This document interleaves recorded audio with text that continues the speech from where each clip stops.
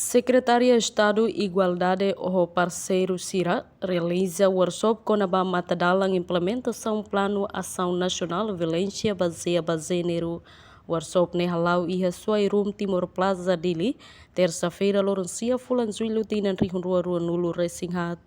Secretária de Estado Igualdade Elvina Souza de Carvalho Hateteng, workshop dane realiza o objetivo de hare com a implementação Plano Ação Nacional Violência Baseada Gênero, nebe saihanesan política nacional o de combate violência baseada gênero e Timor-Leste. Objetivo si atividade doon maka workshop ida uhit atu hare kona ba matadalan implementação Plano Ação Nacional Violência Baseada Gênero ka bolo pan divizi nebe maka saihanesan política nacional o de bele combate violência baseada gênero e Timor-Leste. OTTD uhinay atividade realiza também a cooperação no Young Women nomos Equality Institute nebe workshop se halu valor nuru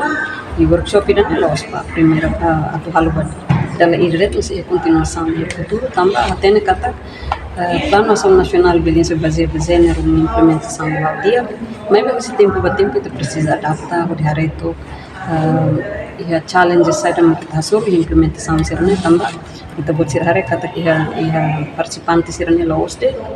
usi linhas ministeriais mas usi rede referral sira nebe maka durante nós sam serviço e papel importante é a implementação PAN-BPG ne betul e implementação durante o dia nebe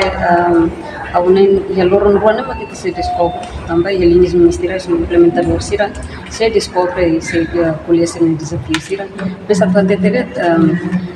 PAN-BPG mudar política nacional e nebe maka durante a implementação do dia teve também e pilar ira no serviço mútuo e papel nebe importante e cada instituição tem responsabilidade rasa beli ia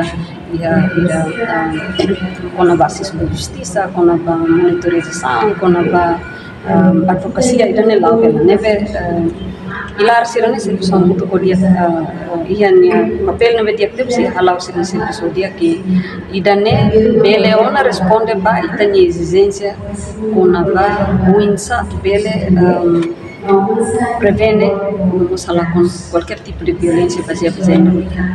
Portanto, o workshop ne realiza também CI coopera ho ionde umin no durante loron rua no CI continua e futuro Plano Ação Nacional Violência Baseada Gênero. Reportagem Sabina Sansa, Televisão Timor Post.